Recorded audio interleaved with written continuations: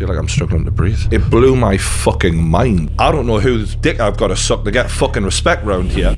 True Geordie went through incredible adversity to get to where he is today. Depression, anxiety, and he's one of the few people that's willing to tell you about it. My ego was just going fucking crazy. I'm the man. All the worst parts of me amplified. It was better than a drug. It was better than anything. It was like, wow. I would have carried on doing that probably if I hadn't have had a moment of like, boom. It just felt like everything I'd been building to had been like really like fucked up. I know I needed humbled, but it was brutal. I literally wanted to kill myself, like, you know, I really, really did.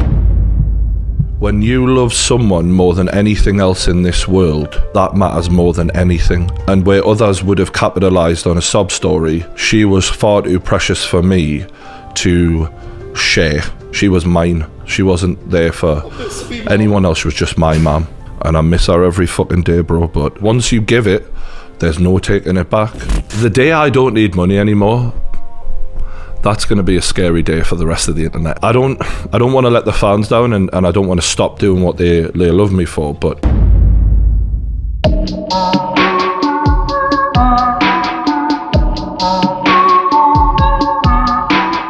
True Geordie, Brian.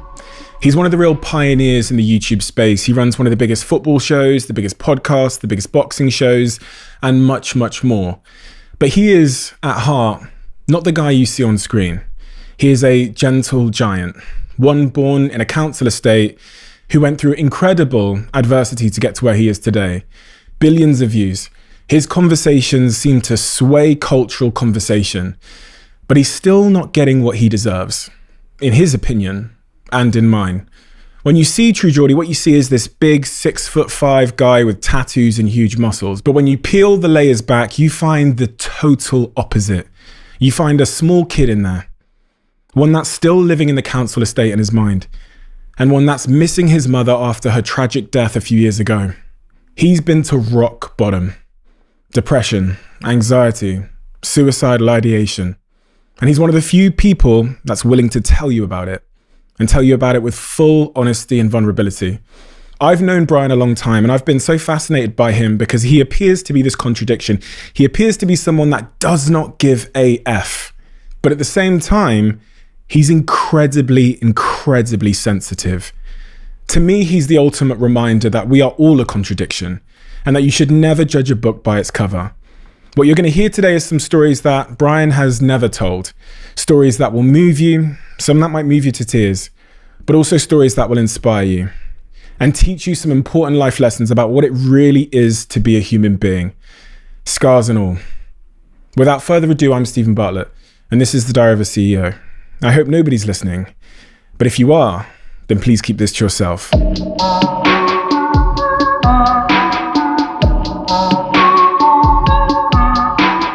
How would you define and describe the rise of True Geordie? And when I say that, I'm talking about the early days.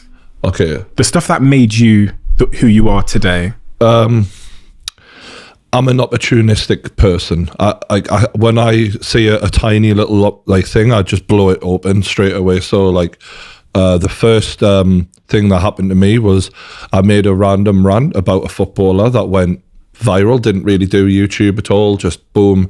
And then loads of people seeing it in the Northeast. It was like, look at this crazy son of a bitch, because no one really did stuff like that then. I was one of the first guys to do a football rant. I want to go back further.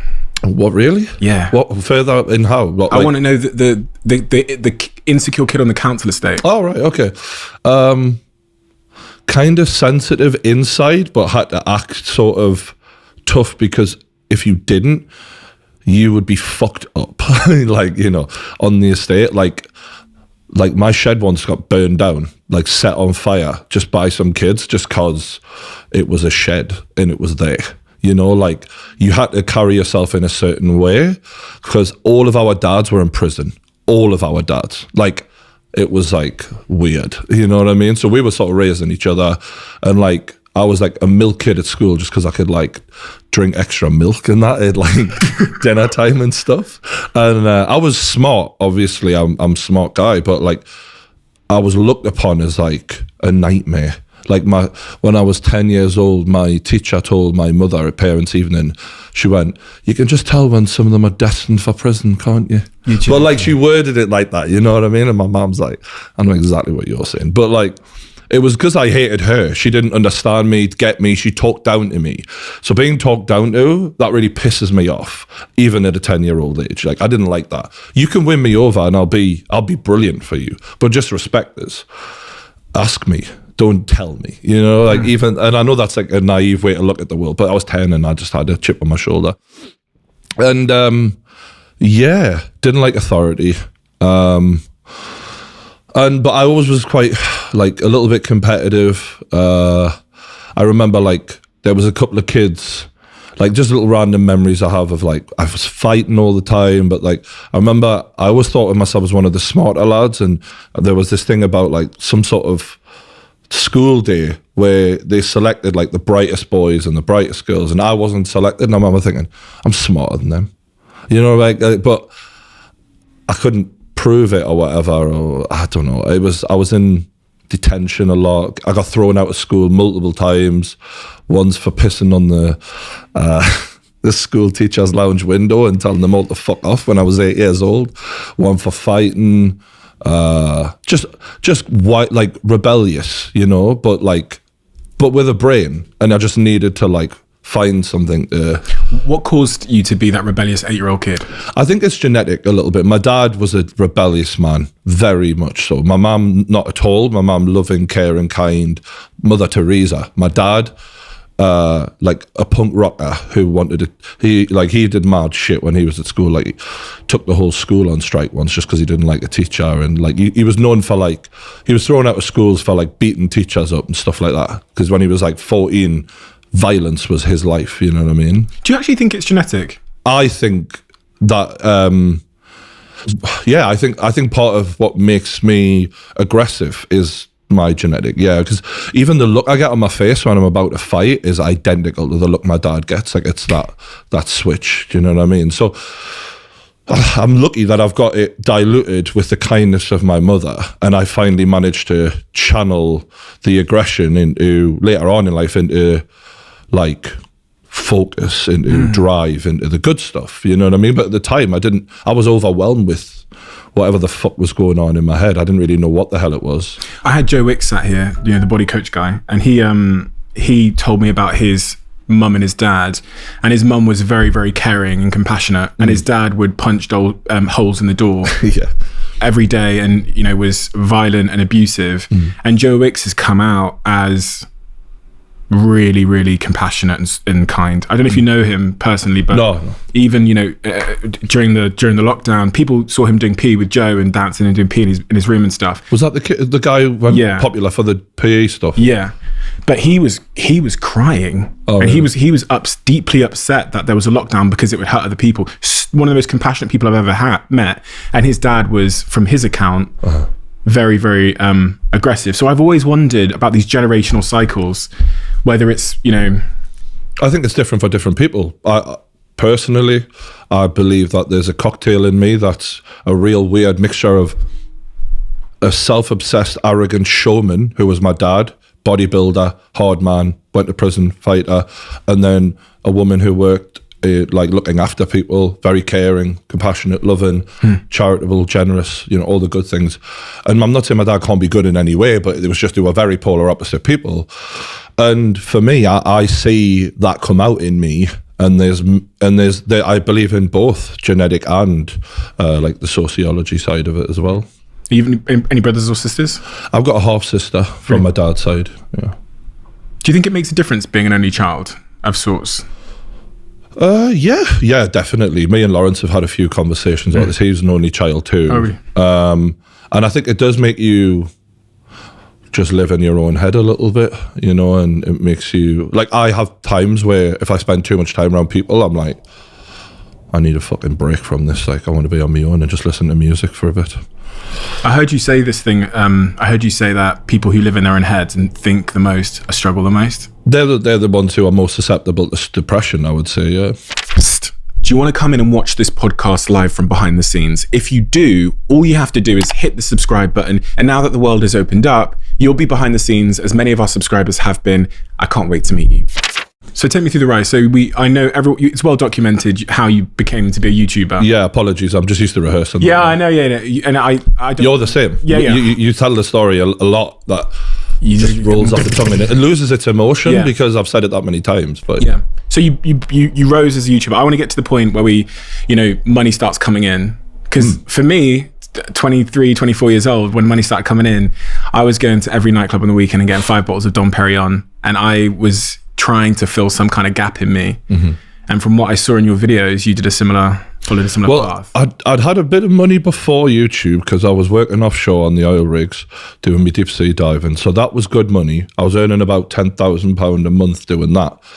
And that was a bit of a wild lifestyle because I was young, I was working class, I was surrounded by men who were military men who wanted to go out, beat men up and fuck women and take drugs and get drunk, So I was surrounded, they were my male role models, So it was a crazy lifestyle So that was kind of partly me getting raised by these fucking men around me. And then obviously when I found YouTube, it was like a rebirth of I went in, it's a long story, but I went into a bit of depression coming out of diving and not knowing what the fuck I wanted to do with my life because I didn't know, I knew I didn't want to be a diver anymore. I knew I was done with that. And when I found YouTube, it felt like a little window of hope. And then obviously that took off. And once I started getting money, it was like, okay, I made it because I basically gave up on money. I chose YouTube as a path to happiness. That was the idea, was give up the money, forget that, you're not happy doing that job. I'd rather make minimum wage doing videos than make 6 figures doing diving. So I went on that path and then it dawned on me, I'm going to make more money doing this actually. Once I was in the thousands a month, it was a bit of a, okay, how do I handle this? And I thought I had a good handle on it. Like it was little stuff at first, new car, move house, better place and all that. And then once I came to London, that was when it really went tits up, to be honest with you. I just started spending money like crazy. I bought 3 new cars in the space of about 18 months. Not all together, like one after the other sort of thing, but I was able to get things that I never dreamt possible. And that was the moment of like, I can have this? Like, my favourite car ever? Wow. Bought an Audi R8 first. Nice. That went fast. Nice blue Audi R8. Beautiful.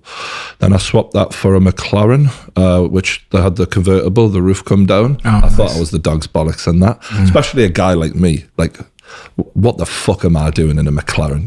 It looked ridiculous because I'm so huge in that. And then I swapped that for a Bentley GT 6 litre, the Continental. White leather interior, gorgeous. All black wheels, black everything. It was so nice. Black and white. There's this bit where you talked about when you leave diving and you kind of lose your orientation, and that gives you minor depression, which seems to be so common in people when they lose their purpose. And I mean, I had Tom Bloomfield sat here as well. It was very similar. They lose their sense of purpose in life, their direction. They feel that disorientation, they feel the depression. Then you went after something that you thought would give you like intrinsic internal joy, and then it becomes a career. And I read this study which I found fascinating, that in psychology, if they give someone a game that they enjoy and they play it, they enjoy it, and then if they then give them the same game and pay them to do it, they lose joy. So when you start paying someone to do something that they once did for the sheer fun of it, they lose the fulfillment they're getting from it. I've seen it in boxing and stuff like that a lot. Like the passion goes once it becomes monetary and obligatory, or like, so you have to do it. It's not, I'm getting up and doing this passion now. But I've never lost the passion for video making. That's still there. I love it. I lost my way. Like this whole thing of doing something for the right reasons.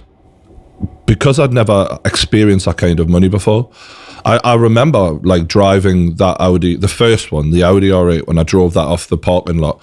That was a moment of like, what the fuck? Like, it just blew me mind. You know what I mean? The fact that I was able to drive a car worth, it was worth £100,000, and I paid for it in cash. You didn't, really? Boom. Yeah, I was like, and I remember just driving it, and it was honestly, I don't regret it, because even though it was a complete waste of fucking money, and I wasted even more money swapping it for the other two cars, it was a real healthy lesson to learn and get out my system. But it was like a drug, you know. It was better than a drug. It was better than anything. It was like, wow, this is like, for me, I don't know what it is about fast cars and they look nice and the way you feel when you're in. Just makes you feel like a fucking movie star or something, you know? Especially coming from a place where people set fire to your shed because there was a shed, you know?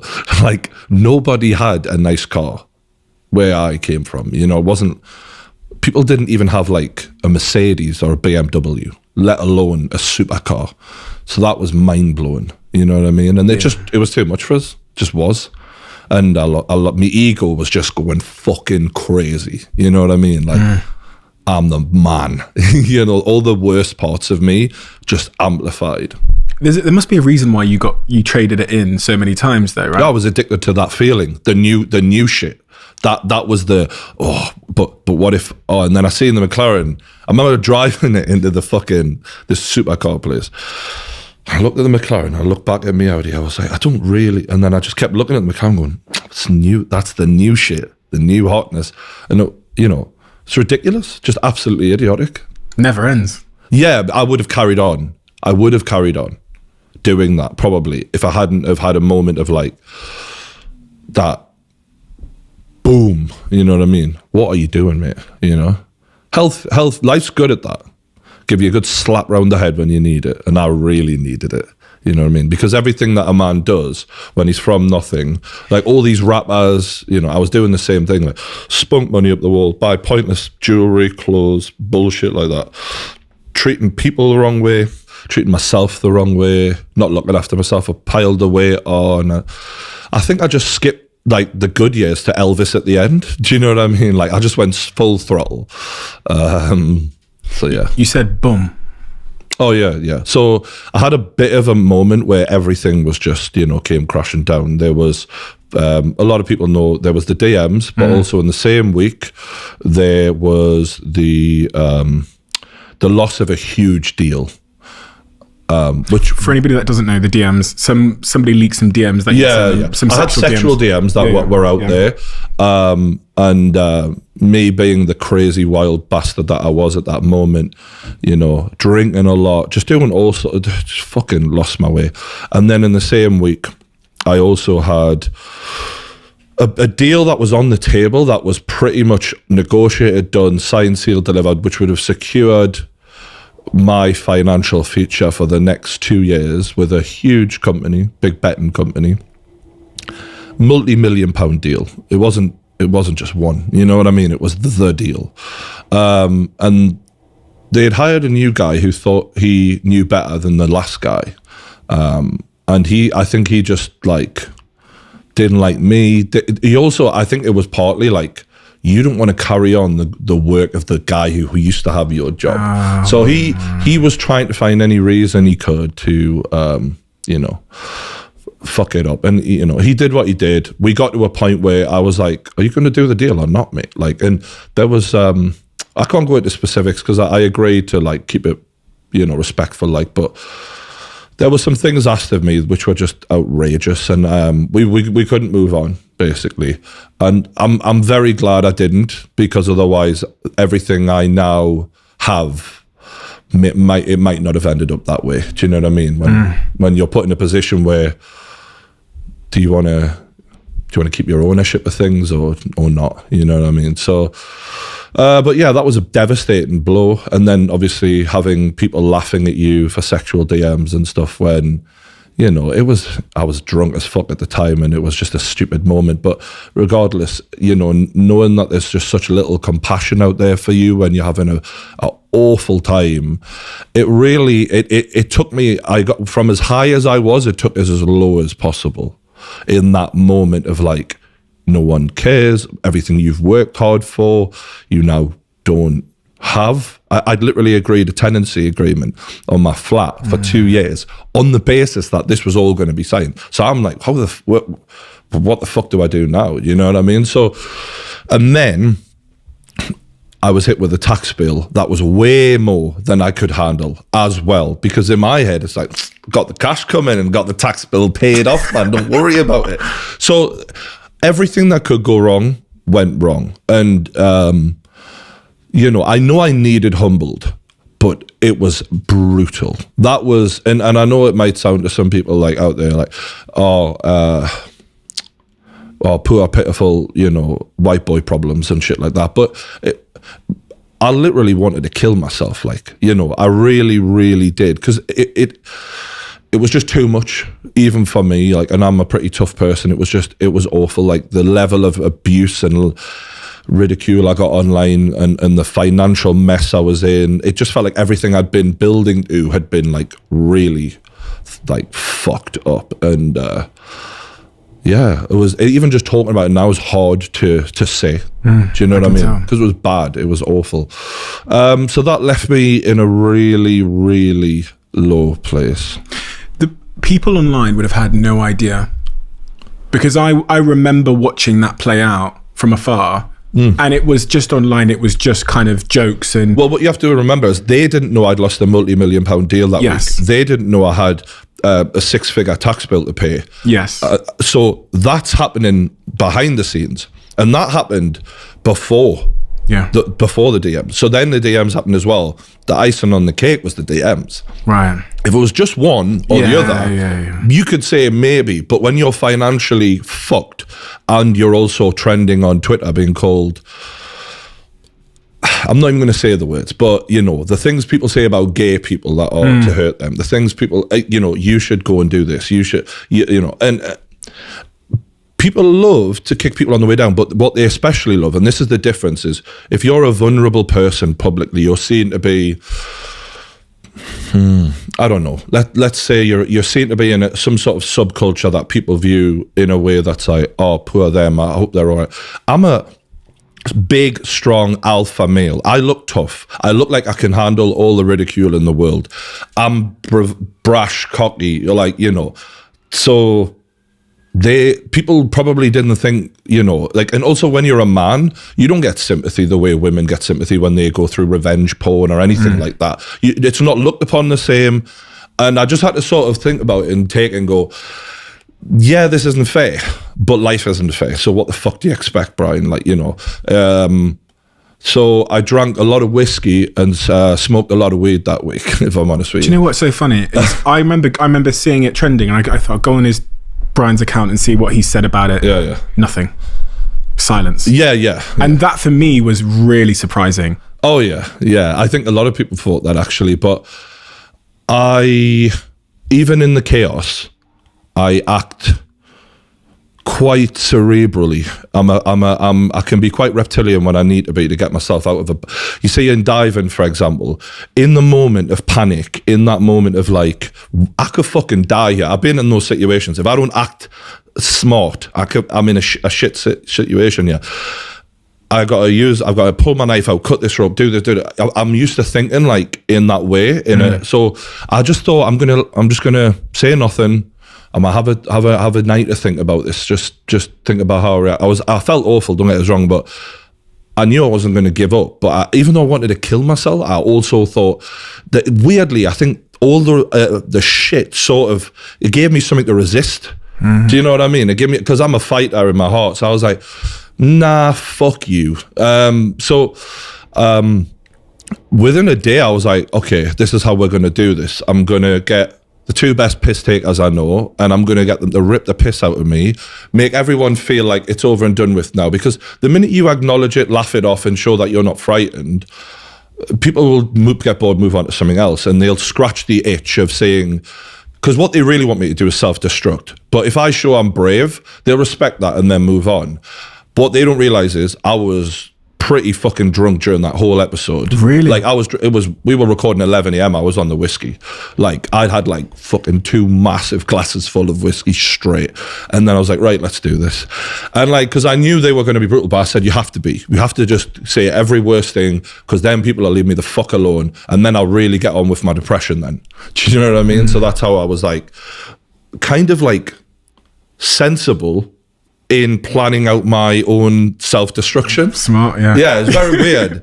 And I've spoken to other people about this when they've been in similar situations, like when Logan went through his thing, and he was like, yeah, same. I just drank a lot and smoked a lot. And that was Really? what we both did, like, you know.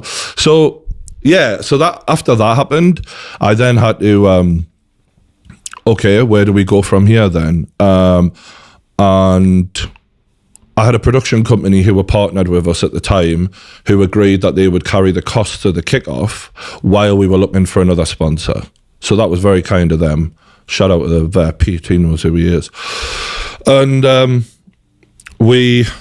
get me wrong, those costs had to be paid back at some point. So every show is X amount of money. Every single fee, Debt. you know, and this is the thing that people forget. I've probably got the biggest crew on YouTube, really. So there's like 15 people every show who need paid, and every single time we do a kickoff show, that cost was building. My tax wasn't going anywhere. I needed a fucking sponsor, big time. So it was a bad time, you know what I mean? A lot of pressure. I think that was the thing. Pressure. I felt it from every angle, you know. How does that impact other areas of your life? I've heard you talk about the impact it had on your sleep, which I think is something people don't think about enough, because I think sleep is probably the foundation of your mood, how you make decisions and everything in between. So probably I still haven't quite mastered that. I think that's the thing that I think partly it's because when you have your own business, there's not enough hours in the day, so you're always like late night being like, what else can we do? So I'm shit at sleeping. And like, as soon as I wake up, by the time I've made it to the toilet for a piss, I'm thinking about what we need to do. Like, so that's part of it. But yeah, I drank myself to sleep to a point where I was more collapsing rather than sleeping, you know? And it was awful, like. I'm going to play, just because these are the questions that come to mind. You're drinking yourself to sleep, but you're a smart guy. You know that that's not good. Oh, yeah.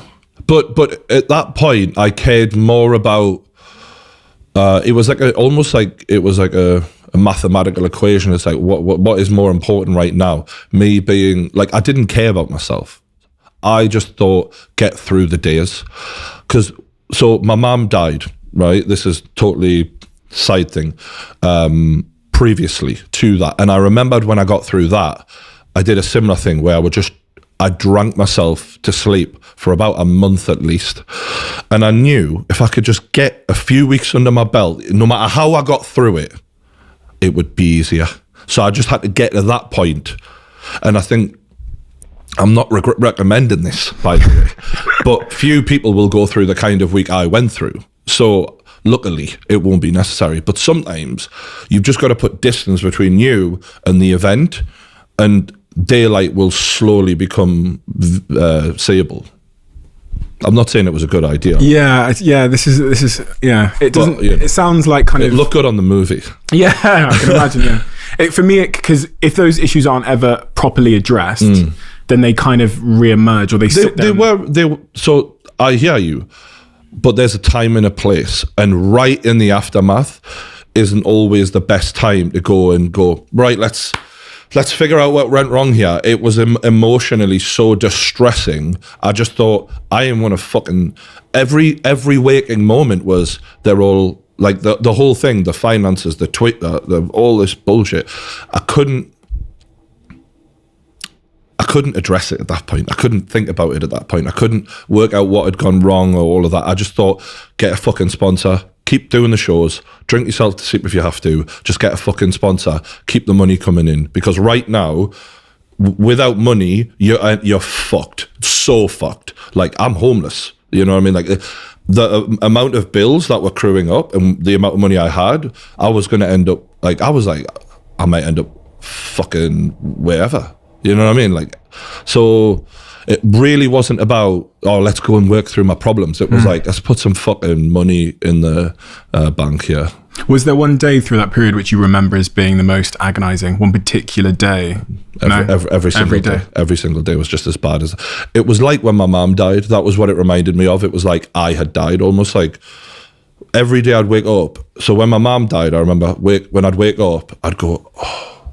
And it was that first moment when your eyes wake up and you go, oh, it's real. It's actually happened. And that's the moment where when my life had ended, it was that moment of when I'd first wake up, I'd go, oh, it's real, it's real. And then I'd have to get up and face the day, you know what I mean? And just try and block it out. When I'd go outside, I wore a cap. I'd try everything I could to hide who I was, because I felt ashamed that I was the DM guy. Or I used to think of myself as like a great podcaster, someone who had changed his life, brought himself from, and now I was like being like shamed, laughed at, all of that shit. So I just felt so like humiliated, you know what I mean? I just didn't feel like me anymore. When you said you woke up and the first couple of seconds you thought it's real, yeah. Does that mean that your sleep was a place of peace or a place of escapism? Yeah. I'm asking this question because Tom Bloomfield from Monzo was sat there and he talks about being anxious and depressed for about 2 years. And he said, when I'd wake, and he literally said, he was here last week, he said, when I woke up, for 2 or 3 seconds, I didn't know who I was or where I was. And those were the best. And then he said, it would just come crashing back down. No, so the best time was when I was drunk before I went to sleep. That was the point where I really enjoyed it, because I was like, oh, it's like I'm not even here. You know what I mean? So that was the best time, because then nothing felt, I couldn't feel anything. You know what I mean? That was ideal. That's why I kept going back there every night. But I wasn't an alcoholic or anything. It was that feeling that I was chasing, the I don't feel pain. Numbness. Yeah, that was the good bit. When your mother passed away, you didn't talk about it? No. I mean, YouTube's a shitty place, isn't it? It's a horror. Like, as I found out the hard way, you know. So, and also she's just precious to me. So I keep it to myself always. I keep her to myself always. I've only talked about her once online, and that was the rebuild. Yeah. And even in that video, which I watched twice, I still had no idea when it had happened. Yeah. Because I was trying to pinpoint if there was like a change in you, or if it was during your YouTube career, at the height of your YouTube career, before. And I thought it was, you know, for a guy that does really pour it out on the internet. And I've seen you, you know, when the Logan Paul incident happened, I watched that video and you were pouring out your heart in a way that was just remarkably vulnerable. And that was just a secret.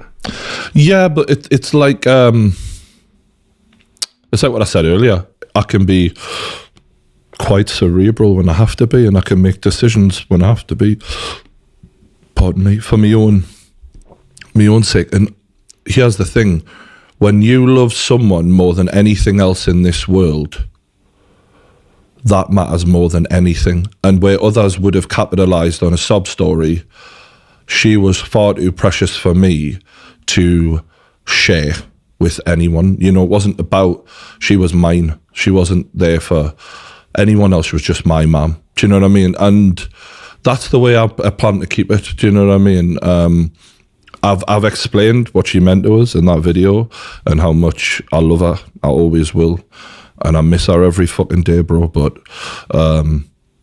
it's just one of those things where I think to myself, certain things, I think you draw the line online, you know, there has to be some stuff that's for you. And even if I say, yeah, my mom died and I loved her and she meant the world, and I did try and give some ins and outs of what my relationship was like with her, so that people could feel the love, you know what I mean?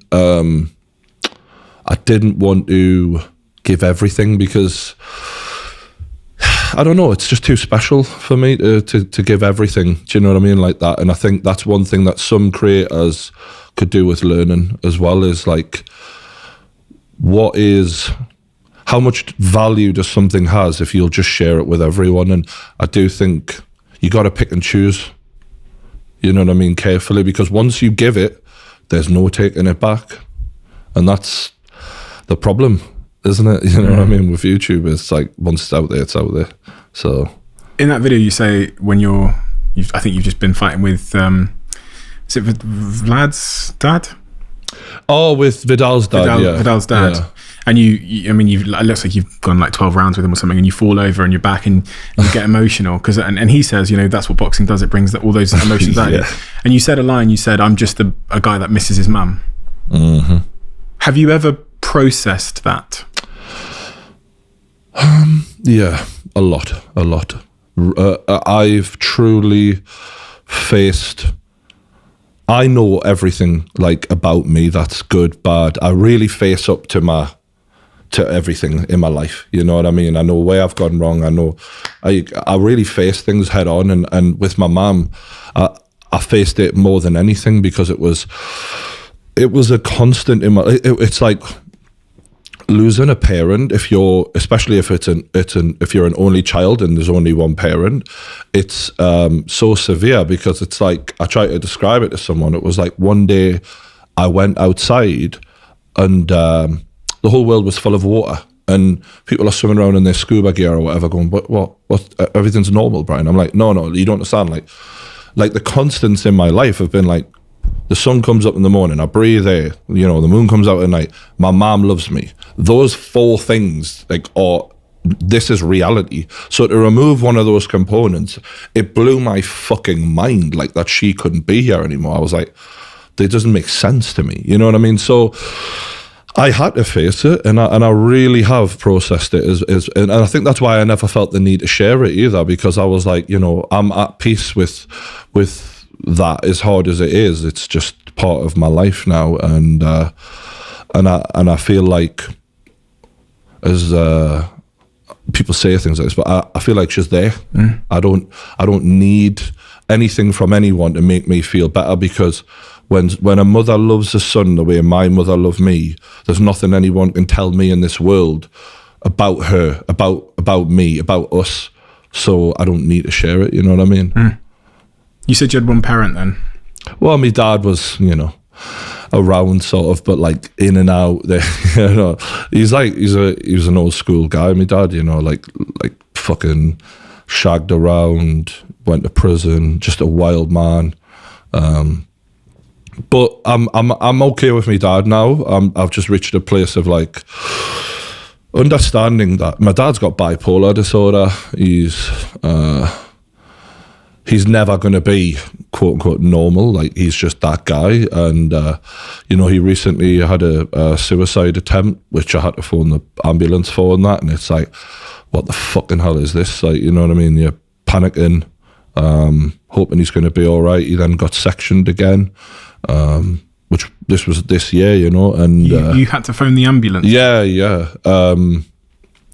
texted me basically a message that let me know what was going down, so instantly got on the ambulance, and then you're panicking because the ambulance, they're like, oh, COVID. I'm like, well, you fucking just get there. Like, are you shitting me? 2 hours it took them to get there, 2 fucking hours. And like, it was like a full-blown suicide attempt. Like, the pills were already gone, you know what I mean? So just like it's stressful, when you go through that. And I did a podcast about it because, you don't really know what to do. Like, last time my dad was sectioned, I was a fucking child. Like, so I'm now his next of kin. I'm his parent now in this situation. So he's mentally unstable. They're coming to me asking me for the answers. I'm trying to run a company and do my YouTube videos. Hey everyone, welcome back. You know what I mean? It's fucking mental. And that's one of the weird things about being a YouTuber, is like, I know that people rely on me for their escape. But it's sometimes, that's why, like, you messaged me to do a podcast around that time, and I said, mate, I ain't doing a fucking podcast right now. I'm not in and I didn't, because I just said I'll just be fucking miserable. I mean, great start anyway. We're talking about sad stuff. But yeah, I just knew I couldn't do it. You know what I mean? But yeah, it's been me and my dad are all right. Like, he just. He sees things from a different angle because he's got bipolar, so it's challenging. You know what I mean? To get him to see where I'm coming from sometimes. It's so difficult when eventually I think a kid has to kind of forgive their parents and start parenting their parents. It's even kind of happened to me in a strange way, because I think my mum has bipolar. Dude, your mum's such a character. I've heard a few stories and I'm like... Yeah. I remember being young and being told that, well, I mean, the first one I wrote in my book is when she came to the school in her lingerie when I was like 4 or 5 years old, because she wanted to put on a show. And then the other instance that sticks in my mind, there's one where she chased my dad through the house with a knife. And the third one I remember is being told that she had been locked up because they'd come to repossess her restaurant, and she was stood in the street with a knife, and she was smashing up her own shop, and there was police in the street and everything. And I didn't see that, but we'll have to set them up for a date and make a great couple. No, but you get to a point where you realize that I'm not going to have the perfect family that I see in the films, and I'm going to have to forgive these people who are meant to be my idols and guardians for their own flaws. You know, and I just I've made peace with my dad's mistakes in life. It's difficult though, you know. It's a really long process of, why don't you love me? Why won't you be like this? Why aren't you doing that? Why, you know? And as the years go by, you realize other people's parents are also fucked up. You know, how many people can actually say they've got two parents who love each other in a great marriage and have been great parents? Most people I know don't have that situation. Even if their parents are together, it's a fucking shit show. So, yeah, people aren't perfect, and I think just accepting that is a good start to life. Okay, quick one. One of my best friends in the world, Francesca, sent me a text message this week, and I'm going to read it out to you. She said, "Happy Sunday. So we're thinking of joining the Huel hype. I'm forgetting to eat all of the time, and I end up eating rubbish, so I need to sort it out. Any recommendations to start off with?" And my response to her was, any of the ready-to-drink Huels would be my suggestion, whatever flavour you think is your preference. Honestly, Francesca, this is a very, very good health decision. And she then replied and said, "Amazing, excited to get started on it."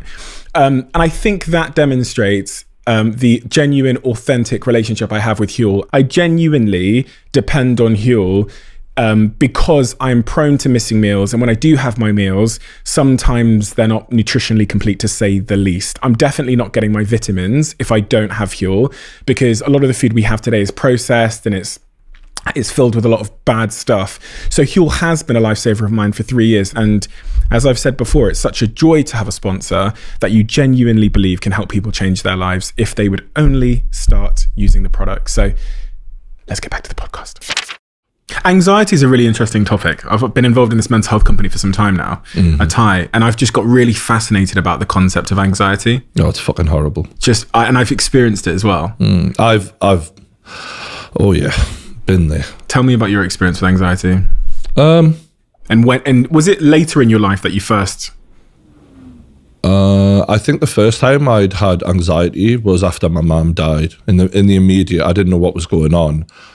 I just remember being in the room and saying to my mates, "My chest is getting really tight. I feel like I'm struggling to breathe," and I was like, and then, you know, the doctors hired us some Valium, and fucking, I think I had that with some alcohol at the same time, and that was when the forcing myself to sleep sort of was started. But as I got older, I realized through the YouTube thing, just like being known is a really weird thing, particularly obviously around that time with the fall of True Geordie, as I called it on the video. Lots of anxiety and depression, and it is just such a horrible feeling to go through, because it feels very serious at the time. Yeah, but it is in your head, isn't it, really?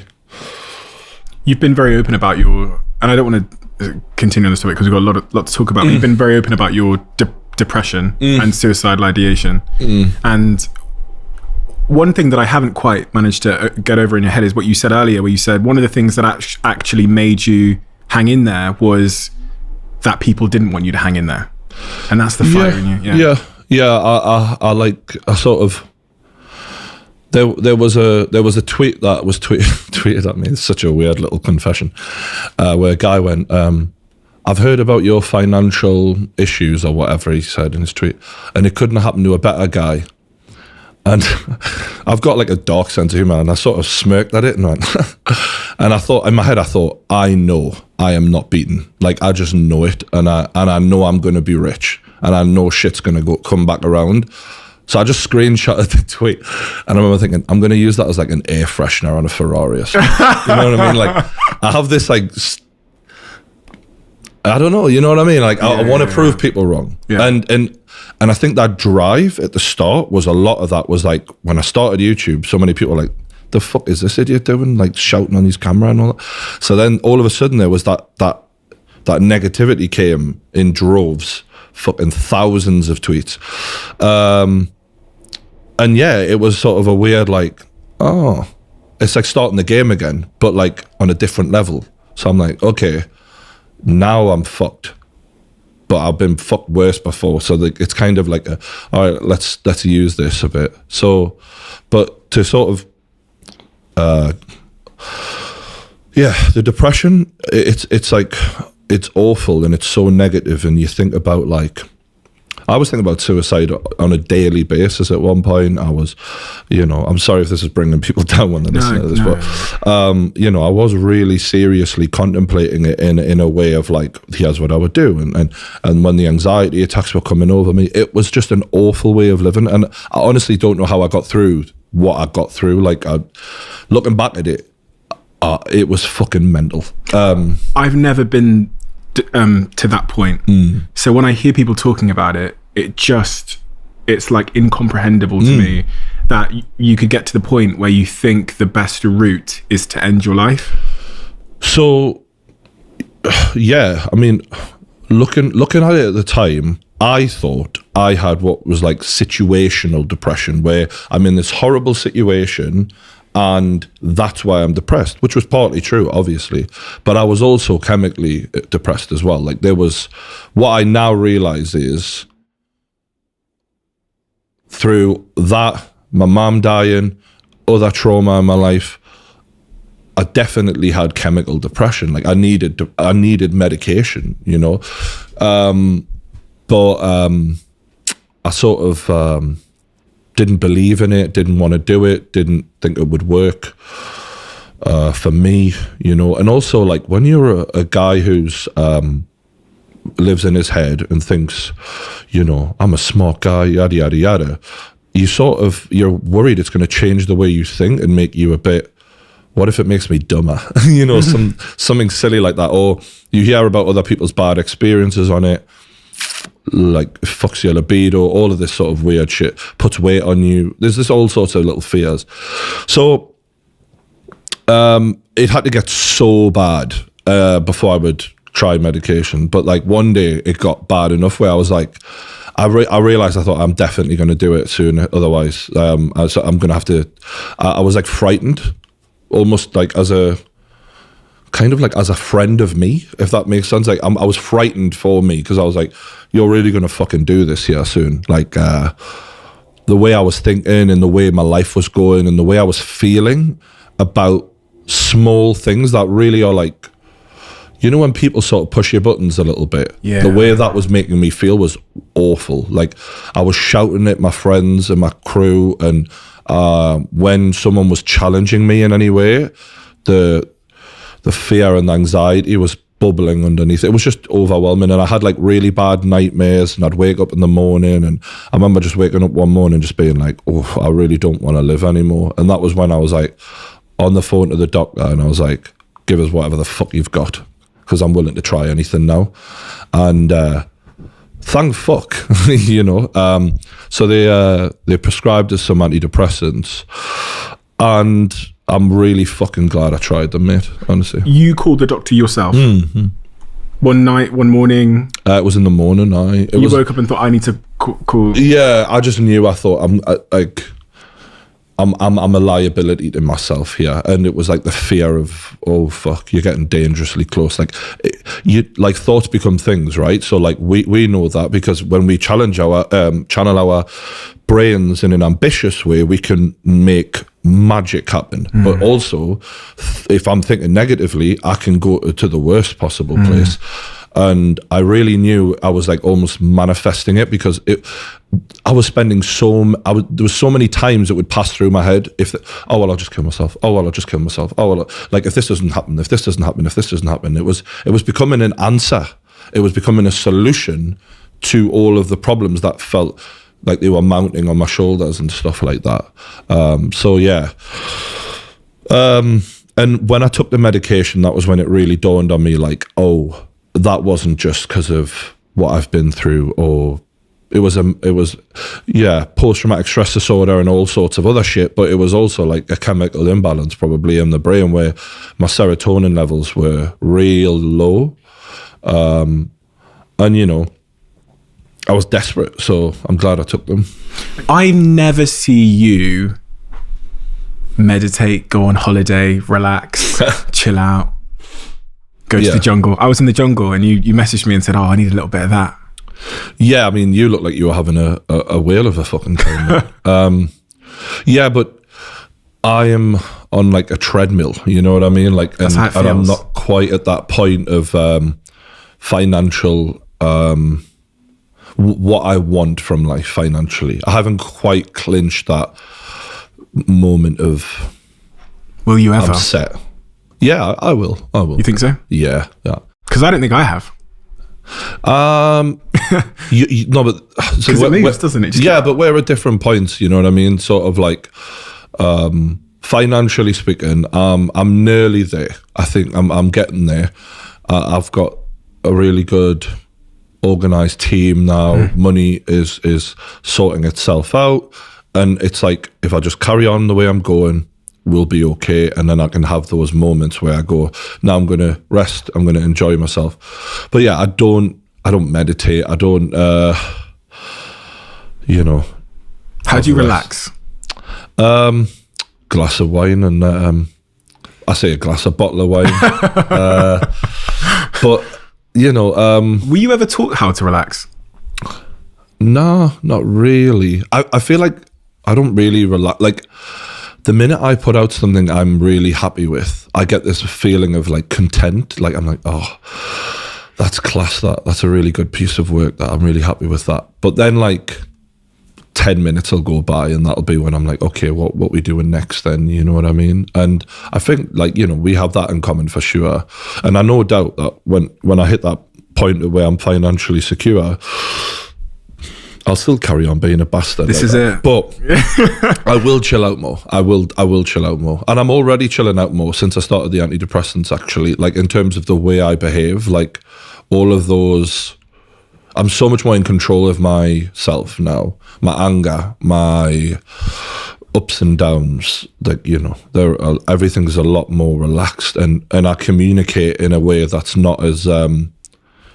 like, you know, there was times where people would piss me off and I would just not even look at them because I would be so frustrated that when I'd tell them, I wouldn't even be able to look at them because I'd be like, I want to punch you right now, so I'm not even going to look. You know what I mean? Like, I just exude anger. Even when I was trying to hold it back, it was there, obvious. And I don't want people who work with me to feel like they're working with a fucking lunatic, you know what I mean? So the antidepressants have been a godsend, and that's really helped me communicate. And now if I have an issue, I just sit down and I'm just honest and calm, and I just go, here's what's gone wrong, here's what I think we should do better. If you want to tell me what I need to do better, I'm all ears. And it's like, I'm a better person now, you know what I mean? Still not the finished article by any means, got lots of work to do, but it's just made me realize like and it goes back ironically to the trolls, you know, even the trolls who gave me all that shit. It's like, when you're really unhappy within yourself, it comes out everywhere. And that was really what was happening to me. I was like, and part of it actually made my YouTube videos good, because like the pain that fall of True Geordie video, it was just, I just said to Lawrence, you need to fucking sit down and I need to sit down, because I've got so much shit I want to say right now. And if I don't get this out there, I'm going to fucking explode. So we're doing this. It wasn't thought out or anything. But sometimes it's like that struggling artist thing, isn't it? People like that a little bit, like to feel like they're battling something. So it makes the videos better. So it worked in my favor a little bit.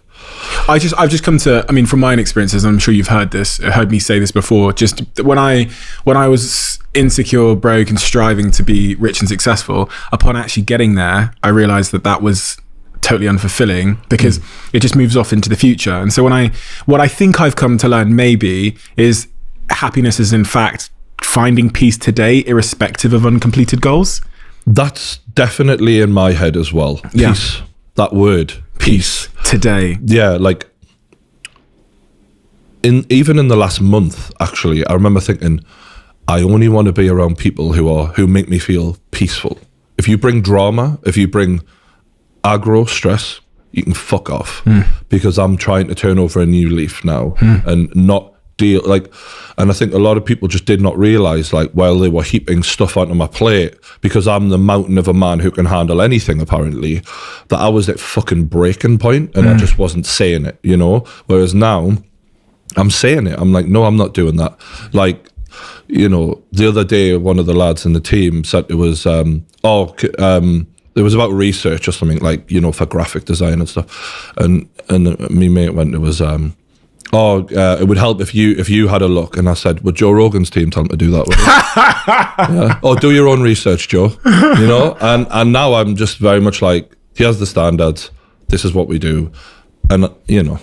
And are you still, do you think, this is what I'm getting at here is, do you think you're still attaching some happiness to the future attainment of some goal or yeah.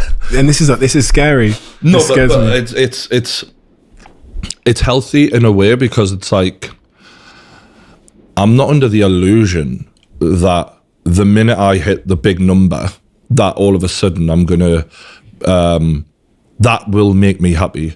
But the freedom that number will then give me is what I'm looking for. Freedom from what? Freedom of choice, freedom to do whatever I want with my life. Right now, I'm a slave to the game. The game for me right now is I've got all these shows, all these brands that I'm trying to build. I'm doing the fighting, I've got the Kick-Off, the football brand, I've got the podcast and other things I'm working on as well, like my poker and stuff and Twitch. I am on a treadmill where every single week I have to do, I'm contracted to do this show. I'm the most consistent YouTuber in the UK. It's just nobody really realizes it, because it's kind of always been that way. I've always been the guy, like, even though I slowed the podcast down, in terms of like the amount of videos I've been putting out, it's been insane for years now. So I have to do them because I'm not at a point of financial freedom. And even when I am, I might still carry on. But it would be nice to have the option to go, yeah, I'm going to do this. And yeah, I'm going to interview that guy. Hey, if I want to interview a guy in America, I can stop the Kick-Off because I just don't want to do it this week. Or I'll let my other boys do it. And I'm going to go to LA and interview Joe Rogan. You know, I'd love to have I can't do that. I'm chained to my content. And I love my content, fortunately, and I love the people I'm around. But if I didn't, it would be really hard. Got you. I've been thinking a ton about this. It's actually, again, the last chapter in the book I was writing, and I think my conclusion. My book's actually quite similar. Yours called Happy Sexy Geordie. Is it? No. Where'd you get the name from? No, it's just that last. I thought so much about ambition, and my conclusive point was when you realise that you are enough and you actually don't need more money or you don't need more external validation. That foundation is such a contradiction, right? That when you realise that you've got everything you need, then the result is true ambition. Not ambition to impress girls with a Lamborghini, not ambition to prove everyone wrong, but you go after the things that you actually genuinely give a shit about. And when you get to the point where you know that you're enough, then you start to go for things just for the sake of like the intrinsic internal feeling. And that's what I'm talking about, bro. Yeah. That's where I am. It's like, I know I want to get there, but I'm not there yet. And when I get that big fuck off deal that's insane, then I can be like, I mean, unfortunately, that'll mean more work. But there you go, right? But I'll have the money to then have that bring the plane into land eventually and go, okay, now what do I want to do? Ultimately, the funny thing is, I'm doing what I want to do now. I'm just doing a lot more of it than probably physically I should be. You know what I mean? It would be nice to have a bit more. A bigger team is really what I'd like to do, is invest more into the team and have like more people to help me, because me and the boys, we do a lot. It's funny because it feels like the snowball then gets bigger as it's rolling downhill. Yeah, possibly. Add 5 more people, then that means more brand obligations to pay for them. Do you know what it is, though? It would make me so fucking happy to be... I know this is like... I get why this is bullshit, but it's also like... It's enough for me. Even people from Newcastle have like underestimated me. Even people who should be championing me and supporting me are telling me I ain't shit. So just to like go beyond what anyone could even imagine, it would be such a fucking ride. And ultimately, that's all I want to do at the end is look back and go, fuck me, I showed those cunts, didn't I? Like, and have a good laugh and spend time with my friends, make great videos. That's what I want to do. What are your ambitions now then? I don't think you've signed this deal with obviously Gymshark, which is great, and you've done a deal with Beats, which is great. You're over on Twitch now. Poker Stars as well. Shout out to Poker Stars. Gotta love Poker Stars. What is the big, when you talk about that big vision that you have in your mind of where you will be in 5-10 years from now? What is that? I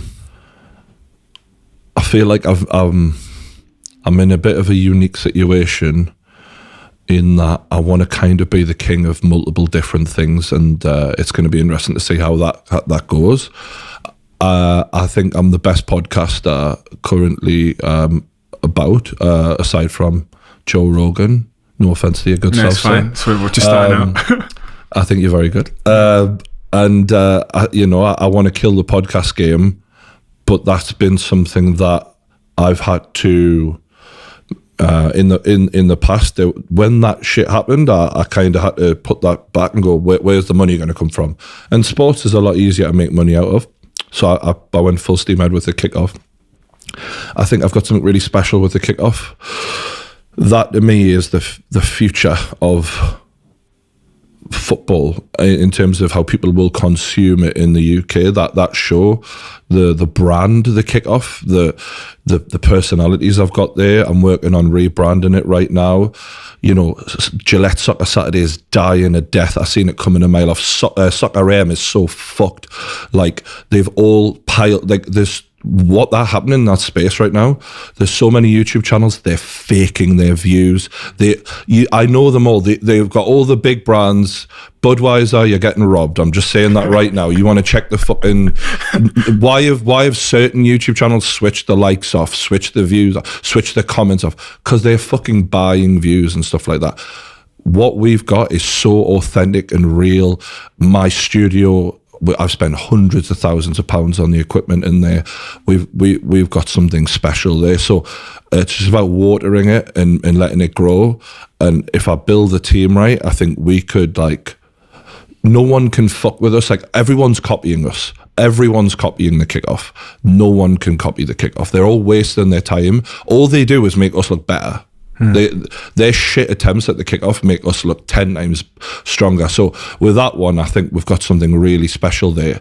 And I'm surprised a huge brand has not seen that yet, like an Amazon or a Google or whoever the fuck, because, all right, we swear on there, but we are killing it, and credit to Twitch, they did see it, and, I'm proud of that. But the potential for that brand, I just think is enormous. Like I say, I've been through so many financial struggles while keeping that going. I haven't really been had a chance to put it in third gear yet, but we're getting there. And then there's the fighting. I feel like, thanks to Logan Paul and KSI, they've put me in a really particular position where I really know fighting, but I also know the entertainment side of fighting. And as boxing moves towards that direction, and MMA as well, and my history of loving boxing and UFC, I can really nail down a special place in that where, live stream wise, we're number one on fighting and football. How weird is it that there's one guy in the world who does a live stream on football and he's got the number one audience and fighting? That alone puts me in a really unique position without having to talk about the podcast where it's Ricky Gervais one week, it could be Kamaru Usman, UFC champion the next, Tyson Fury, Logan Paul. Do you think you've got the credit you deserve? I definitely don't, no.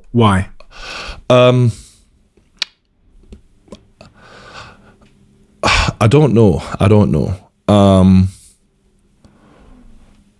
I think, I just did an interview, for example, with Kamaru Usman, and the older I get and the wiser I get and the better at questioning I get and the better I get as an interviewer and leading the guest and taking them on that journey, my emotional, compassionate side is really another gear that I have that other interviewers are just, I've always aspired to be like Joe Rogan, but Joe Rogan has things I don't, and I have things he doesn't. He knows everything about everything. This guy can talk to anyone. I just don't have that. But my emotional, compassionate side, my empathy, I think gives me something else. And on that interview, I got so many comments because it was one of the first interviews I've done, which was the same guest Joe Rogan had. I saw the comments. And loads of people going, you did a lot better. You fucking outdid Joe Rogan with that one. And I knew I did.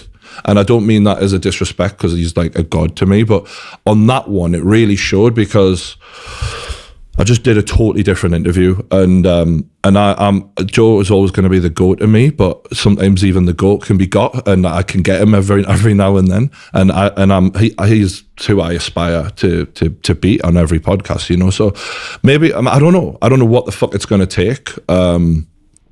I don't know if it's because I feel like it's because I'm working class and I don't necessarily, like, some people just get credit thrown at them. Like Mr. Beast, wow, you spent loads of money on a video. What's the other fucker who's always surprised his friends with cars? I don't give a shit. Like, with all due respect, you don't impress me. None of you, like, your creativity is bang average. Like, I could turn up with fucking money and buy a car for a friend. You know what I mean? So I'm trying to tell stories, like with the fall of True Geordie, with the rebuild, with the podcasts. Though that content is like, I poured my heart and soul into it. I edited it with my editor, Gio. Shout out to him. Amazing editor. We sat together and did frame by frame. I do the grade. I fucking, everything. Like, every minute detail I care about. Why does my podcast look different to everyone else? Because I care. And I will literally go, right, we're going to do the grade, we're going to do the sound, that doesn't sound right. And I every fucking detail I care about. So it frustrates me that I'm not where I think I should be, because the numbers are there, the deals are there, but the critical acclaim, for whatever reason, isn't there. And I guess it's because I swear and I'm not like mainstream worthy. Like, I'm never going to be the kid who Jonathan Ross invites on, or, I'm not, and I don't want to. I don't give a fuck about being well known on telly. I don't want to go on it particularly. And it's not because there's anything wrong with it. It's just, I'm happy where I am, but I don't know what it's going to take, bro. I feel like I've got to move a fucking mountain. No, I know. I was just thinking about it then, because I agree with everything you said in terms of the influence you have, and I also agree that you are the best podcaster in this country, and really you were one of the real pioneers of a certain style of podcasting, but also on the kickoff, right? You're a real pioneer there. But from what I've learned about company valuations and even how brands do deals, it's the way that it is packaged. Yeah, and look, I'm not greasing the wheels of these companies, and that's definitely a thing I need to do better, because you talk about certain branded YouTube channels. Yeah, certain YouTube channels will take people out for dinner, they'll schmooze, they'll do all of that shit. And I'm clearly not doing that, but like, credit to the companies who have invested in me, because I've just went, look, I'm the best, and I learned how to do decks myself. I've done decks. I do all my own decks. You shouldn't be. I sell. Well, I've just hired a guy, so he's going to do them from now on. Okay. But the point is like, I've done all right. You've done really well. I've done well. I'm going to say it. You're not getting the credit you deserve.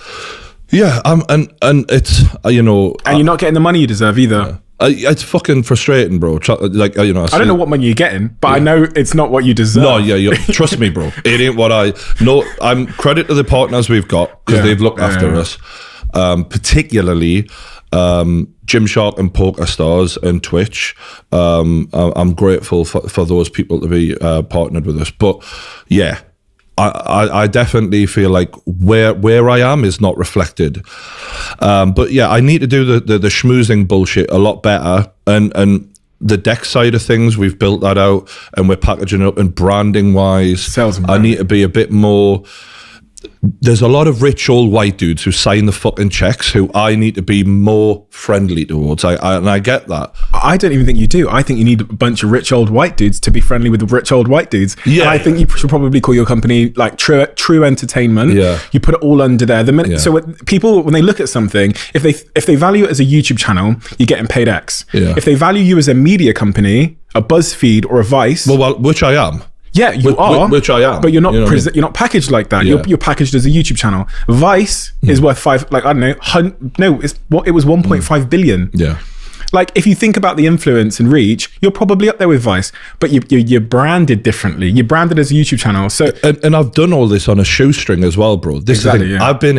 I've been in debt with the tax man. I got that rug pulled out from under me with the deal. I've had to scramble to get other deals. I had to pay off the production company all the money I owed them. Yeah. You know that one who kept us going after the deal. I had to pay them off, and then I went solo and got my own production company set up. So we are beginning, which is obviously the concept, where the promotion, where the distribution. We are a fucking media company. It's just fucking frustrating because I don't know whose dick I've got to suck to get fucking respect round here. But I should be a multi-fucking millionaire right now, balling out of control. not balling out of control. I should be going back down to the fucking Audi garage now. Yeah, I'm pissed off, and I think that chip on my shoulder is a healthy thing in a way, because it'll just keep driving me to get that respect I deserve, and ultimately to get the money to look after the people I care about, and that's the goal. It ain't about like. Ultimately, yes, I've got an ego. Yes, I want to be respected. Yes, but I could quit all that as long as I get the money to secure everyone, all my team, all of that. You know what I mean? And you 100% own your formats. Absolutely. Yeah. I pulled up on Heineken because they used the Kickoff trademark and said, I want my fucking money. Really? Yeah, shout out to Heineken. They paid me off. Oh, did they? Yeah, they used the Kickoff. And I was like, the Kickoff, the European Champions League night with Heineken. And I'm like, what the fuck? Tweeted them, and yeah, I had everyone fucking, oh, can we make this go away? And but to be fair, the gaffer at Heineken was cool as fuck. Well, he better have been. Yeah, you should sponsor the fucking Kickoff. Yeah. Quick one. As a serial entrepreneur that's currently building multiple projects across multiple industries, everything from the marketing industry to blockchain to consumer goods, everything. One of the things that has been a lifesaver for me, and again, a company that I reached out to evangelize about on this podcast because I'm a loyal customer, and they ultimately ended up sponsoring this podcast, is Fiverr.com, Fiverr. What that site allows me to do is extend my capacity across all of my projects. If I'm looking for a graphic designer, someone to edit a video, someone to do a website for me, it allows me to extend my capacity without hiring people. And the quality of freelancers on Fiverr has been amazing. And when the trust and the service you get is that phenomenal, and the services offered are that diverse, it's a no-brainer. Whether you have one member of staff, you're a freelancer yourself, or 1,000 members of staff, Fiverr can be a game changer for you. And I'd love you guys to check it out. Use the link below. Go to fiverr.com/CEO and send me a screenshot if you end up using the service. One of you is going to win something very amazing. Do you think you're happy now?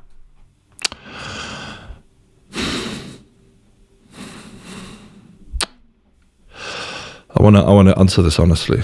I'm really going there. No, I wouldn't say happy is the right word, but I'm closer to in the middle than I have been in a long time. You know what I mean? Like that neutral point of like, I'm not really happy, but I'm also not low. I'm heading up to like, okay. You know what I mean? I have more okay days than I have had in a long time since I started taking my antidepressants and stuff. That's really helped me sort of level out a bit. So, yeah, I'm definitely a bit better, but I wouldn't say happy would be the right word. And also, I'm not striving to be happy either. I think I'm striving for peace and content, and yeah, you have your happy days, you're also going to have your bad days, but it's like I want to get to a place where I ride the storm and enjoy the good bits and appreciate them and know that there will be hard times again, but that I'm mentally equipped to deal with them, and that if I do have a bad moment, that I don't want to kill myself or anything. That's sort of my what I'm looking for. Do you know what what work it takes to get there? Do you have any idea what it's going to take to get to that day? Yeah, I think so. But also, I'm kind of think I'm one of those people that I'm not anticipating an easy ride in life. I'd be a fool after everything I've been through to think, but now it's going to go great, you know? So it's like, that's kind of why I search for money, because I think money does solve a lot of problems and it can make life a lot easier. And it's not like money isn't the answer, but that can help a lot. The freedom it gives you. Yeah. I'm still super scared / conscious about my relationship with money, because I know that there's nothing you can do to take that kid out of me. Oh yeah, it will never leave me. Yeah, there's still bits of me, man. That I say a fast car and I'm like, oh fuck me, I could really go for one of them right now. Bitcoin was taken off. I'm like, oh, should I get on the train? Do you know what I mean? Once every 3 months, I'll send my friends, one of them's over there, and my manager and my PA, a picture of a Rolls Royce, and I'll just be like, should I do it? Yeah. And I'll do it 5 times a year. I'll never buy it, but it's that kid showing up again, being like, fucking show them. Yeah. And all I've tried to do in my life is just be way more conscious of that kid in me.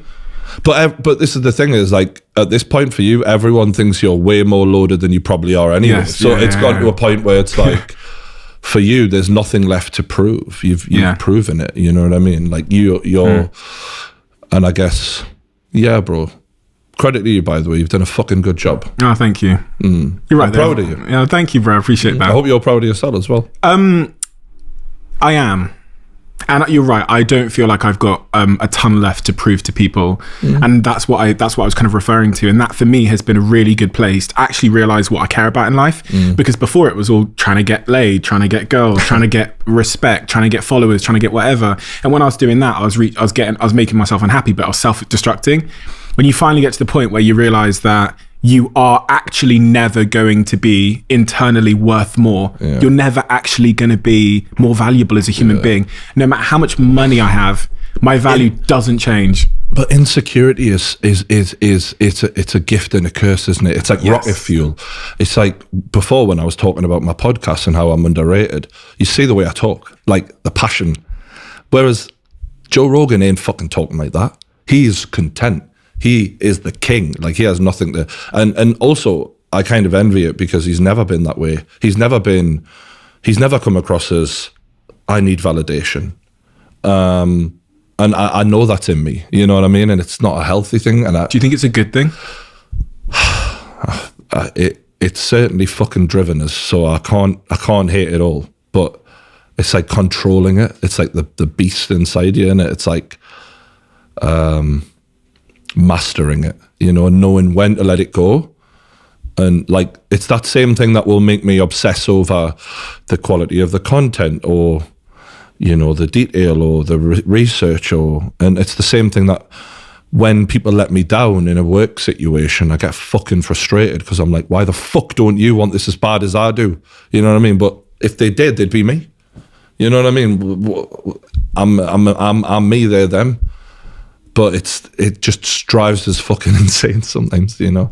I think it's about balancing that thing, and as you say, trying to master it, because you're definitely right. It was like the fucking rocket ship that took you here. Yeah. But at some point, I think probably to fly, you've got to let go. And I genuinely think, I've thought this from just watching from afar and seeing the similarities in me and you. I've thought to myself, the day that Brian reaches his full potential will be the day that he no longer gives a fuck about proving himself to people, because I think then how you operate becomes a lot more healthy and more productive and more effective.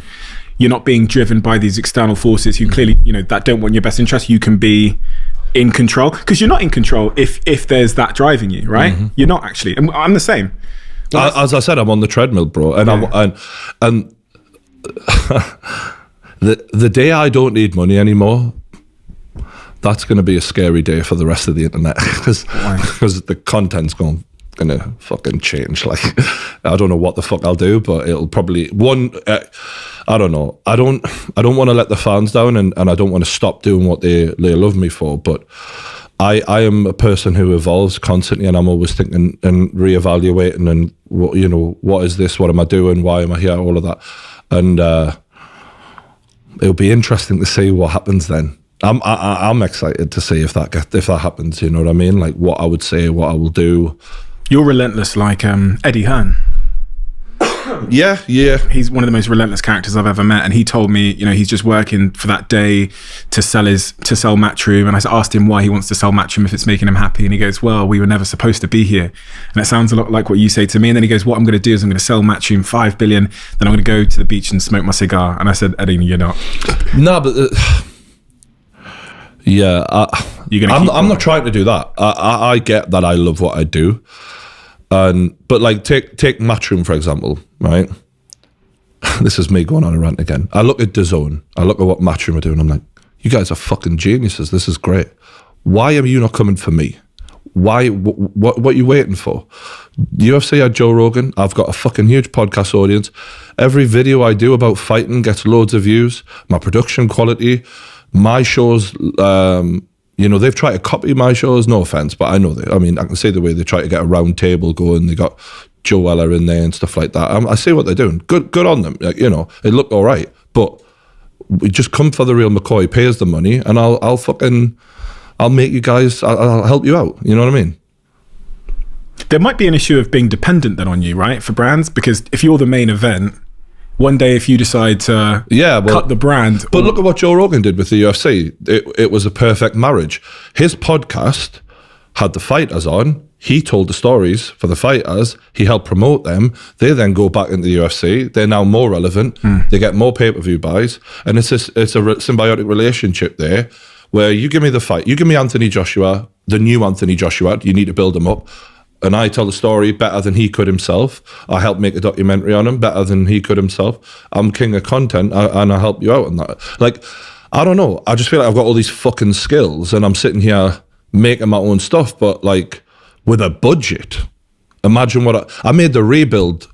Me and 2 other guys made the rebuild. Like, it was good, but imagine if I actually had a fucking Netflix budget, you know what I mean? Like, why don't you take investment then?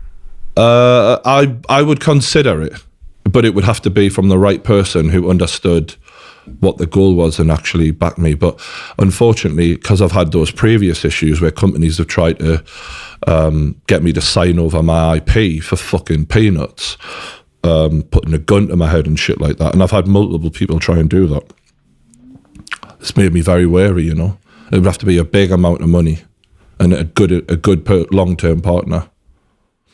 So, you fancy it? No, I genuinely, I've always looked at what you do, and you know this anyway, and I've always thought that you had been undervalued, and I tend to believe that, and because you've been the king of what you do for a long time, not blowing smoke up your ass, you know this anyway. I appreciate it though. No, but you know it's true. And other people who aren't as good, because they're packaged as these like big media companies, they're getting the big 7-8 figure contracts. It destroys us, man. Yeah. It destroys us. Yeah, when I hear, I'm just going to fucking say it, when I hear fucking got a massive fucking deal with Budweiser or anyone, well, bleep because they'll fucking take me to court. No, I will do.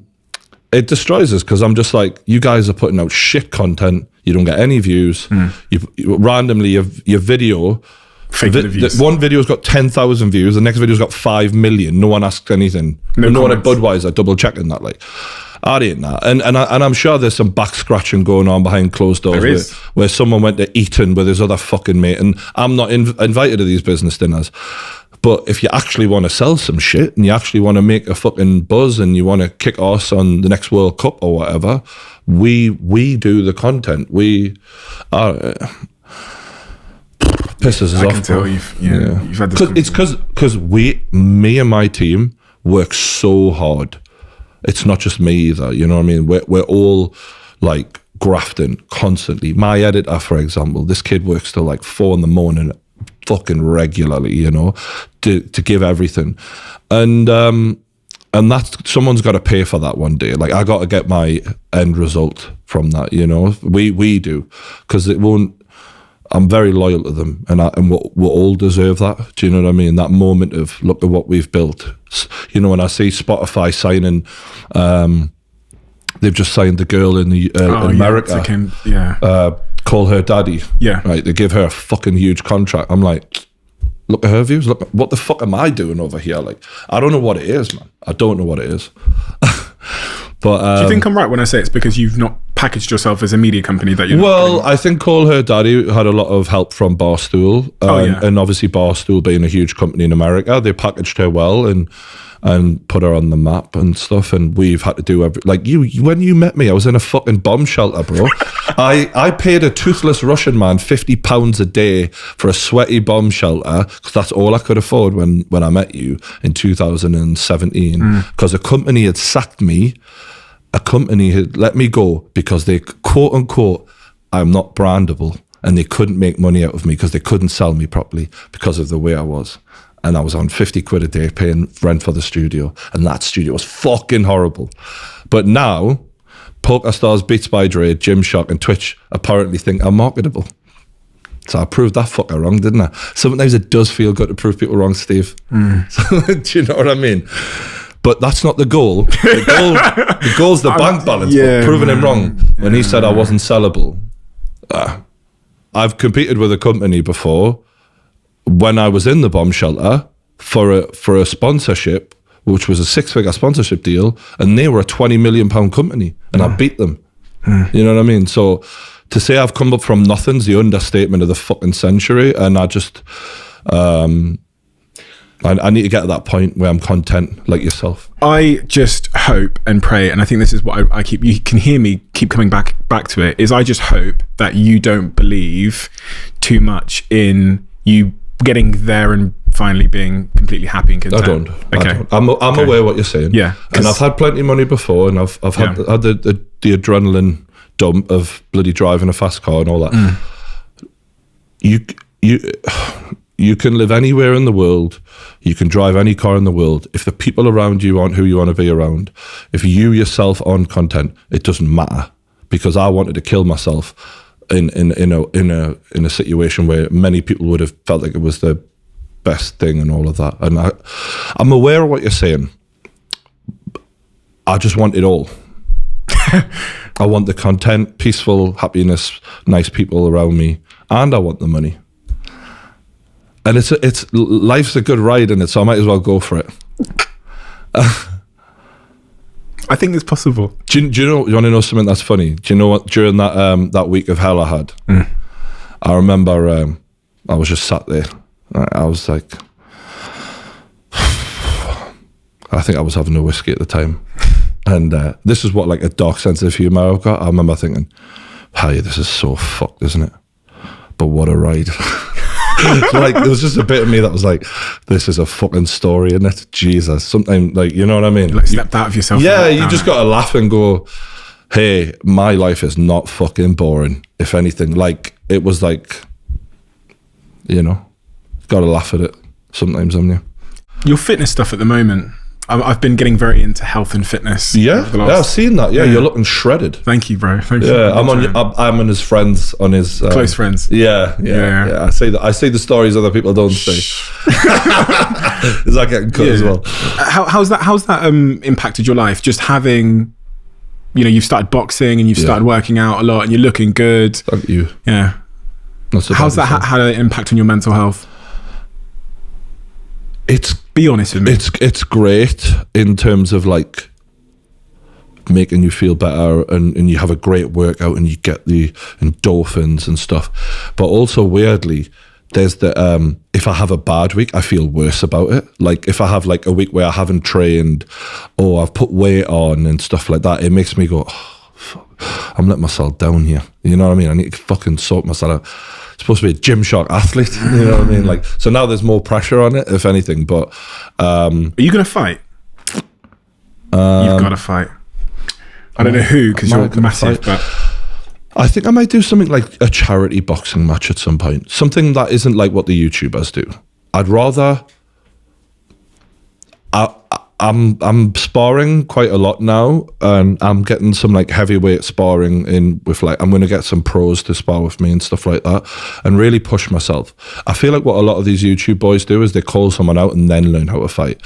Whereas I'm actually just learning how to fight first because I enjoy it and also because I'm dedicated to what I do. Like if you look at my analysis on fighting 3-4 years ago when I did Logan Paul KSI 1 or Joe Weller KSI, and then look at what I can can do now when I break a fight down, it is fucking so much better now. And I think a lot of the boxing and MMA fans, although they always disagree with you, I think a lot of them are recognizing like, this guy's getting punched in the head just to learn fighting so he can do better videos. And that's real dedication. So that's my actual goal, to be better on camera.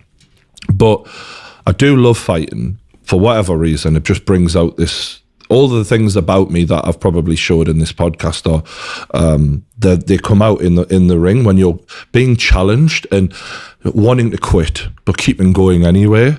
Like, I think every entrepreneur has that in them, really. They're all fighters, they're just doing it in a different way. But when you're in a boxing ring, it really brings that out of you. And it gives you some sort of self-worth and self-esteem, because I got that when I was at my lowest point, really, my depression.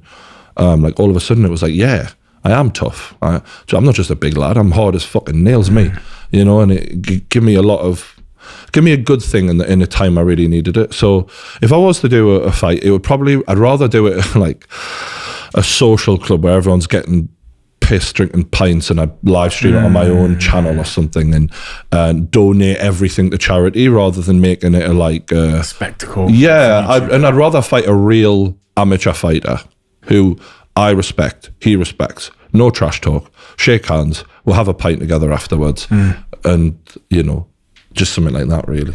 When you were going through that depressive period and you started boxing, I noticed that you stopped podcasting as much, and you talked about how that was to do with money. But it was also mental health. Yeah, it's hard to do a 2-hour podcast. Even now, I'm in a much better place now, but it comes out. I don't talk about it because it was my state of mind, and obviously this is a podcast about my life. But when you're really rock bottom, I could get on, and we do these comedy videos, for those who haven't seen them, called True News, where we basically look at the news and we just rip the piss out of it.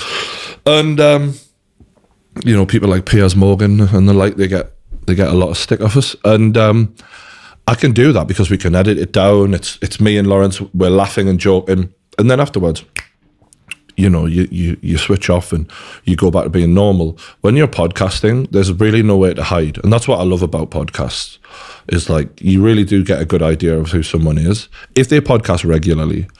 It's hard to hide, it's hard to pretend, and that's why I didn't do it, because I knew I couldn't lie I didn't want to lie to the audience. I'd rather come out and do like a month later, and when I'm feeling up to it, and tell them what I've been going through. So, for example, when my mom died, I never mentioned it, or when my dad went through his suicide attempt, I only did a podcast on it once I knew he was all right, and once that moment had been and gone.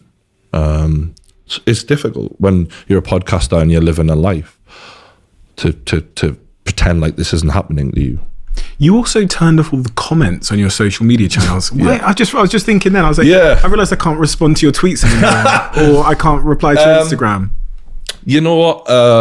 That's an interesting one, isn't it? Because it's something no YouTuber ever does, because it's bad for engagement. And I did that on a couple of YouTube videos as well, and they still trended in the top 10 in the world. And I realized, well, that's bollocks then. Oh, you need comments for engagement. No, you don't, actually. And, when you're watching something on Netflix, you're not like, I need to comment on this. So why is the comment such a big deal? But mainly, I got to a point where mentally I realized this wasn't helping me. And for all I get lovely comments, and shout out to the fans, they make us who we are. The negative ones were so nasty at times. It made me just think, I don't need any of these. And there's that old fucking poem, is it Rudyard Kipling? Treat these two imposters just the same, Treat people who praise you and people who criticize you. I just thought, you can all keep your comments, because I'm going to do what I'm going to do regardless, to be honest with you. The numbers, you're watching it, cool. But for my own mental health, I don't want to hear it, right? Watch it, enjoy it, don't watch it, don't enjoy it, vote with your feet. I don't need to read this stuff right now, because it ain't helping me. So, a lot of people, even people in my team, were like, oh, you shouldn't do this, shouldn't do that. And I was like, bro, If you're going to sit and troll through these comments and delete them all hours of the night, cool. But if you're not, I'm turning them off. And it's really helped me, that. It's because it's like, I put a tweet out, I put an Instagram post out, and I'm not going, what are the comments saying? Well, are they good? Are they bad? I just go, fuck it. Do you know what I mean? Like, the video is the video. And that's who I really am, because I don't want to sound like, it's a weird thing to say, I don't give a fuck, but like, I do give a fuck in a way, if that makes sense. Like, I want you to enjoy it, but if you don't enjoy it, cool. But if you're then going to try and insult me for it or say anything bad about me, I'm not interested. You know what I mean? Because I know I'm a good person. I know I look after the people around me. I know I've got a lot of good qualities, and I don't need you guys tearing me down right now. So that's sort of the way I look at it.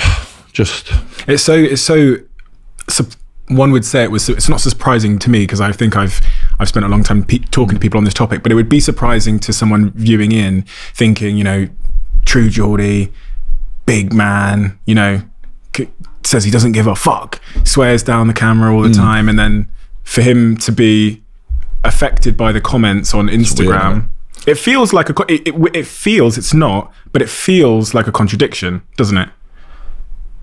To the outside person who's viewing in. But then okay, so to be absolutely brutally honest then, to really narrow it down for someone who might think that there is a contradiction, it's like, I don't mind whether you like me or hate me. I'm actually fine with that. But if you insult me, that will hurt my feelings. So I'm choosing not to listen to either side, because I truly don't care if you like me or hate me. You know what I mean? I don't care. I just don't want to hear it, because then I will care. Yeah. And I don't want to have to do that. And that's the truth. You know what I mean? And I'm comfortable with that reality of some people will like me, some people won't like me. And I think to be as honest I have from day one and just be like, fuck it, put it out there like that. I'm not trying to make people dislike me. If anything, I want to make people enjoy life, forget about their problems, have a laugh. And it's probably as passionate as I've come across here sometimes. I'm really like a light-hearted person, and surprisingly, I think one of the main things people say about me when they get to know me is I'm actually really chilled out off camera. But when the camera comes on, I know it's time to fucking do what I do. And it's like the volume goes up and the opinions become more powerful, more passionate, more definitive. You know what I mean? And I don't know. That's just what I've learned to do. That's what I've come to learn about you as well. I think the first time I met you, I remember thinking, God, this is such a soft, nice, kind gentleman. I am soft as shit, actually. But then there's this exterior which can be quite like aggressive at times, and and it comes back to what we started the podcast on. Really, it's that two sides to me. Like, and I kind of called it my mom and my dad, but yeah, very much so. Like, there's my mom's side of me, which makes me the caring, compassionate interviewer who can pull things out of people I think other people can't, and make people feel like it's okay to share that. And then there's the arrogant show-off who has a huge ego sometimes, and that is my dad's qualities, you know, coming out in me. And I'm lucky to have both of those, you know, because it is such a weird combo. But yeah, I guess is that it? Yeah, that's it. Yeah. No, I genuinely, I've been fascinated by you for so long, and the more you've shared and the more vulnerable you've been online, the more it's all started to make sense to some degree. Right? Yeah. And I'm looking forward to see where we go with it, you know, because I want to dig deeper. I want to be even more vulnerable. I want to go further in the future, but I like to grow as a person and then let it come out, like in stages. Because you know how people like us, we're mulling things over on a daily basis. Like, who am I? What am I becoming? Is this the direction I want to go in? All these fucking questions. And when you do that every single day, and you're laying a brick in the house that eventually becomes like the person you are in your life, 3 months to someone like that is a lot. They can do a lot. So yeah, I feel like we can. I'm looking forward to finding out that direction and hopefully making a shitload of money. As I said, that's the if anyone, I know a lot of investors listen to this podcast. If you info@truegeordie.com if you want to. Well, we'll end it there. But no, I genuinely, do you know, crazy things have happened from people that have listened to this podcast. So I know that a certain big brand got a very big deal off the back of. Oh, really? Yeah, big, probably worth 9 figures. So from the guy I'm on the right here. podcast. Finally, no, but finally, I came here to do you a fucking favour, but it could work out for me. No, but you've really done me a favour, because we, just for anyone that's listening, we had a guest move till next week, and bloody Ben Francis. Honestly, if I wasn't his favourite employee, I better be now, I tell you. But I texted you, I think yesterday or the day before, and you've moved things around to be here, so I appreciate that, and I owe you a big favour. But and you didn't have to. You know what I mean? We're all very busy, so I do honestly appreciate that. No, we've always got on all right, mate, and I've always I like obsessive people who are pushing themselves to the limit, and I appreciate what you're doing, and you've always been respectful of the space that we're in, because I feel like you're trying to bridge the gap a bit between mainstream, hence the TV show and all the other stuff, but also the space that I come from, and you don't talk down to people who are on this side, and I think there's a lot of people who are in the mainstream who sort of, they just don't know what the fuck we're doing over here, and by the time they do, it'll be too late, and they'll be swallowed by this industry. So I'm coming for your jobs. I agree, man. And I look at you as a businessman, and I genuinely, and I'm sure a ton of people watching this will as well, I just see, and I've always, you probably know this, I've always seen a massive opportunity, because I do think what you do represents the future. And I also think the way you present your content and not having the filter also represents the future, because the reason we have Watershed and this and the BBC are so scared of everything, even though I'm now on the BBC, is because of the medium in which we deliver the content, TV. But look at Sky. If you look at Sky social media, they're trying to copy us every step of the way now. They're trying to do what we do. You know what I mean? And that's a compliment. And they're pulling YouTubers in from these shows. All the time. But when Sky set up their own version of the Kickoff, that was the ultimate compliment. And when it went down in flames within 2 years, it was an even bigger compliment. We're going to end the podcast here, but we'll talk.